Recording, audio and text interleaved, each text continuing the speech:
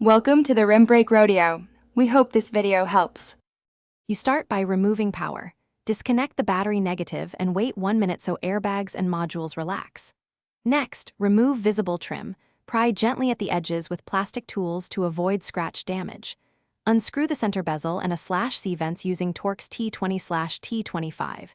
Keep fasteners organized in a labeled container. Once trim is free, detach electrical connectors for hazard, climate, and radio. This immediate sequence removes obstruction and gives clear access to mounting. Now focus on fasteners. Locate the top dash bolts beneath the windshield cowl and behind the glove box and remove them methodically. Once bolts are out, have a helper support the dash while you disconnect gauge cluster and HVAC connectors. This prevents sudden drops that damage wiring. Unclip HVAC ducts and free any steering column bolt if needed. Label each connector so reassembly is straightforward. Make sure to keep track of differing screw lengths.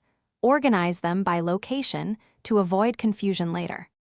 To finish, gently tilt the dash assembly forward and lift it clear of the mounting rails while watching for snags.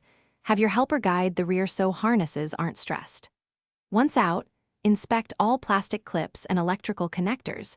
Replace any brittle retainers before reinstall.